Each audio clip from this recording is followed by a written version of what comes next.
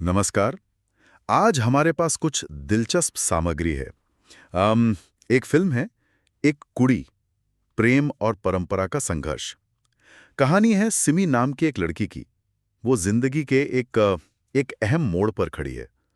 एक तरफ उसका परिवार है, वो चाहते हैं कि वो तयशुदा शादी करें, अरेंज्ड मैरिज जिसे कहते हैं। दूसरी तरफ शायद उसका अपना दिल है, कुछ और चाहता है।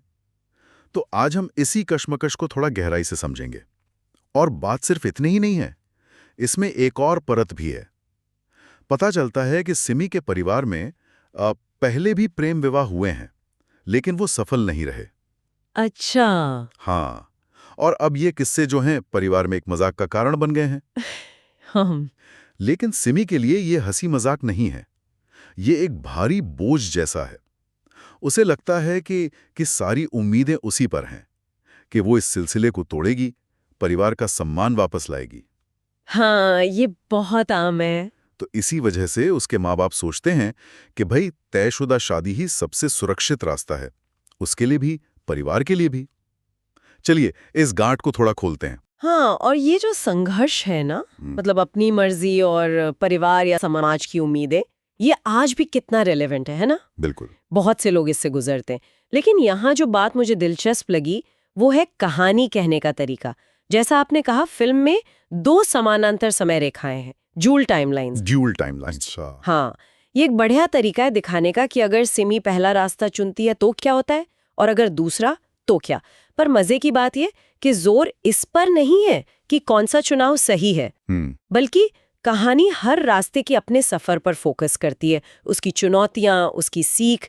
इसे सिर्फ एक रोमांटिक कहानी की तरह नहीं देखा गया है, बल्कि एक सोचने पर मजबूर करने वाले सामाजिक ड्रामे की तरह। तो ये सिर्फ एक शादी का फैसला नहीं है, उस पर एक तरह से कहें तो एक विरासत का बोझ है, पिछली नाकामियों का। बिल्कुल। उसे लगता है उसे कुछ साबित करना है। तो जैसा आपने कहा, दो रास्ते दिखाए गए हैं। एक तो पारंपरिक रास्ता है, परिवार वाला। उस रास्ते पे क्या होता है, क्या बताते हैं स्रोत? क्या सिर्फ एडजस्टमेंट है या कुछ और भी? नहीं, ये सिर्फ ऊपरी एडजस्टमेंट से कहीं ज्यादा है। मतलब पहली टाइमलाइन में जब सिमी हाँ कह देती है अरेंज मैरिज के लिए, तो कहानी दिखाती है कि असलियत क्या है। स्रोत बताते हैं कि चुनौतियां कई लेवल पर है। हाँ। एक तो है भाई, नए घर, नए लोग, नई जिम्मेदारियां, उनके साथ तालमेल बिठाना। जैसे हो सकता है उसे अपनी पढ़ाई या कैरियर को लेकर ससुराल वालों की उम्मीदों से जूझना पड़े, जो शायद उसके अपने सपनों से अलग हों। हाँ, ये तो होता है अक्सर। फिर एक और थोड़ा महीन संघर्ष है, वो है अपनी पहचान बनाए रखने का। अपनी पहचान? हाँ। मतलब कैसे? मतलब ये कि एक नए फैमिली स्ट्रक्चर में फिट होने की कोशिश में क्या वो जो वो असल में है, अपनी छोटी छोटी आदतें, अपनी सोच, पसंद नापसंद, क्या वो उसे बचा पाती है? अच्छा। जैसे मान लीजिए उसे देर तक पढ़ना पसंद है, या दोस्तों से हर मुद्दे पर खुलकर बात करना। क्या नए माहौल में ये मुमकिन है? क्या उसे कुछ कहने से पहले सोचना पड़ता है? तो ये सिर्फ बाहरी बदलाव नहीं है, ये एक अंदरूनी कश्मकश है। अपनी इंडिविजुअलिटी और एक बहू या पत्नी की पारंपरिक भूमिका, इसके बीच संतुलन बनाना। तो ये दिखाता है कि ये रास्ता जिसे सेफ माना जाता है, इसमें भी अपनी तरह की इमोशनल और साइकोलॉजिकल चुनौतियां हैं। हाँ, ये बात तो है। पारंपरिक रास्ते पर भी अपने संघर्ष हैं, समझौते हैं। लेकिन फिर वो दूसरा रास्ता है जहां सिमी परिवार के खिलाफ जाती है, अपने प्यार को चुनती है। सुनने में ये ज्यादा रोमांटिक लगता है, ज्यादा आजाद। पर क्या सच में ऐसा है? यहाँ कहानी क्या दिखाती है? मुश्किलें तो यहाँ भी होंगे। बिल्कुल। और यहाँ मुश्किलें एकदम अलग तरह की हैं। दूसरी टाइमलाइन में जहाँ वो प्रेम विवाह करती है, वो उसे एक बिल्कुल दूसरी कसौटी पर खड़ा कर देता है। अच्छा। हाँ, यहाँ सबसे बड़ी चुनौती बाहर की दुनिया से नहीं आती, या नए परिवार से भी नहीं, अक्सर अपने ही खून के रिश्तों से आती है। ओह। सोचिए जरा, जिन लोगों ने आपको पाला पोसा, उन्हीं की नाराजगी झेलना, उनकी अस्वीकृति, कितना मुश्किल होता होगा। हाँ, ये तो बहुत मुश्किल है। और फिल्म शायद यही दिखाती है कि उसे सिर्फ इमोशनल सपोर्ट की कमी नहीं होती, कई बार शायद आर्थिक और सामाजिक बॉयकॉट भी झेलना पड़ता है। मतलब सिर्फ लोग क्या कहेंगे वाला डर नहीं, बल्कि सच में अपने पैरों पर खड़े होने का संघर्ष। हाँ बिल्कुल, उसे और उसके साथी को शायद सब कुछ जीरो से शुरू करना पड़ता है। परिवार का वो सपोर्ट सिस्टम नहीं होता ना, तो छोटी छोटी मुश्किलें भी बड़ी लगती हैं। हो सकता है, जैसा कुछ सूत्रों में इशारा है, कि शुरू में पैसे की तंगी हो या फिर करियर और घर को लेकर आपस में मतभेद हो और कोई बड़ा बुजुर्ग भी नहीं है रास्ता दिखाने वाला। सही बात है। तो ये टाइमलाइन उस रोमांटिक ख्याल को तोड़ती है कि प्यार ही सब कुछ है। ये दिखाती है कि अपनी मर्जी से जीने की, अपना रास्ता बनाने की भी एक कीमत चुकानी पड़ती है। हाँ। आजादी है, पर साथ में अनिश्चितता भी है, संघर्ष भी है। ये रास्ता भी कोई फूलों की सेज नहीं है। दोनों रास्तों की अपनी अपनी सच्चाई है, अपना अपना सच है। तो मतलब फिल्म ये नहीं कह रही कि एक रास्ता अच्छा और दूसरा बुरा। ये तो काफी दिलचस्प है। हाँ, अक्सर ऐसी कहानी में एक साइड को थोड़ा सही दिखाने की कोशिश होती है। बिल्कुल सही कहा आपने। और यहीं ये कहानी थोड़ी अलग हो जाती है। सूत्रों के विश्लेषण से तो यही लगता है कि फिल्म का मकसद किसी एक चुनाव को सही या गलत ठहराना नहीं है, बल्कि दोनों रास्तों की जो जटिलताएं हैं, जो सुख दुख हैं, उन्हें ईमानदारी से पेश करना है। इसीलिए वो ड्यूल टाइमलाइन वाली तकनीक इतनी असरदार है। वो हमें एक साथ दोनों सच्चाइयों को महसूस कराती है। हाँ, ये बात तो है। हम एक ही वक्त में देख पाते हैं कि सिमी ने ये चुना होता तो क्या होता, और वो चुना तो क्या हो रहा है।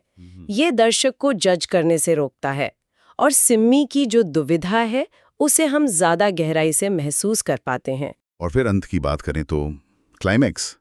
स्रोत कहते हैं कि शायद अंत में ये दोनों टाइमलाइंस किसी तरह मिलती हैं या उनका असर एक साथ दिखता है। इसका क्या मतलब हो सकता है? क्या आखिर में पता चलता है कि कौन सा फैसला सही था? शायद सही या गलत वाले खांचे में जवाब ना मिले। जैसा सूत्रों में इशारा है, कहानी का असली मुद्दा शायद ये नहीं है कि सिमी अंत में किस रिश्ते में है, तयशुदा या प्रेम विवाह। अच्छा, तो फिर क्या है? ज्यादा जरूरी ये है कि उसने इन दोनों संभावित सफरों से सीखा क्या, उसने खुद को कितना पहचाना। अगर हम इसे थोड़ी बड़ी पिक्चर में देखें तो फिल्म शायद हैप्पी एंडिंग की जो पारंपरिक परिभाषा है ना, उसी पर सवाल उठा रही है। मतलब क्या शादी का हो जाना या किसी रिश्ते में होना ही खुशी की गारंटी है? बिल्कुल। क्या असली खुशी किसी मंजिल पर पहुंचने में है या उस मंजिल तक के सफर में खुद को पा लेने में है? ये गहरा सवाल है। हाँ, और फिल्म का मकसद शायद यही है कि दर्शक इस पर सोचें। कहानी का अंत, जैसा लगता है, शायद ये दिखाएगा कि सिमी अपनी खुशी और संतुष्टि कैसे पाती है। हो सकता है वो पारंपरिक ढांचे में रहकर अपनी जगह बनाए, या फिर अपने चुने रास्ते की चुनौतियों से जूझते हुए अपनी पहचान बनाए। दोनों ही मुमकिन है। हाँ, दोनों सूरतों में जोर उसकी अंदरूनी यात्रा पर होगा, उसकी ग्रोथ, उसकी सेल्फ डिस्कवरी पर। असल लक्ष्य एक लड़की की अपनी दुनिया में अपनी शर्तों पर अपनी आवाज खोजने की जो भावनात्मक यात्रा है, उसे दिखाना है। एक ऐसी कहानी जिससे बहुत से लोग जुड़ सकें। तो ये सिर्फ शादी की कहानी नहीं, बल्कि एक तरह से सशक्तिकरण की कहानी बनने की कोशिश है। हाँ, कह सकते हैं। तो ठीक है, अगर हम इस सारी बातचीत को समेटें तो एक कुड़ी मूल रूप से एक ऐसी लड़की की कहानी है जो प्यार और परंपरा के बीच फंसी है। हाँ, अपनी इच्छाएं एक तरफ, परिवार का दबाव दूसरी तरफ। और ये सिर्फ रोमांटिक दुविधा नहीं है, इसमें समाज और परिवार की उम्मीदों की गहरी परतें हैं। हाँ, बिल्कुल। और फिल्म इसे सिर्फ ऊपर ऊपर से नहीं दिखाती, बल्कि दो समानांतर रास्ते दिखाकर, उनके नतीजे दिखाकर इसकी जटिलता में उतरती है। ये ड्यूल टाइमलाइन सिर्फ कहानी कहने का तरीका नहीं है, ये एक तरह का वैचारिक प्रयोग है जो हमें दिखाता है कि जिंदगी के बड़े फैसलों के कोई आसान जवाब नहीं होते। हर चुनाव के अपने प्लस माइनस होते हैं, अपनी सीख होती है। तो बात सिर्फ चुनने या ना चुनने की नहीं रह जाती। ये इस बारे में है कि सिमी इन रास्तों पर चलते हुए क्या बनती है, क्या सीखती है। उसकी जो अपनी यात्रा है, वही शायद कहानी का केंद्र है। बिल्कुल। और ये पूरी चर्चा हमें एक बहुत ही बुनियादी और गहरे सवाल पर लाके छोड़ देती है, जो शायद इस कहानी के दिल में है और हम सबकी जिंदगी में भी कभी ना कभी आता है, कि असली खुशी, सच्ची संतुष्टि मिलती कहाँ है। क्या ये उन रास्तों पर चलने में है जिन्हें समाज या परिवार ने सेफ माना है, सही माना है, जहाँ शायद टकराव कम हो पर अपनी ख्वाहिशें दबानी पड़े, या फिर ये अपनी पहचान, अपनी राह खुद बनाने के रिस्क में है, उसकी अनिश्चितता और संघर्ष में है, जहाँ चुनौतियां ज्यादा हों पर शायद खुद को पाने का एहसास ज्यादा गहरा हो। हाँ। क्या खुशी एक मंजिल है या सफर का ही दूसरा नाम है? ये सोचने वाली बात है। हाँ, ये विचारणीय है। और शायद यही सवाल ये फिल्म अपने देखने वालों के लिए छोड़ जाती है।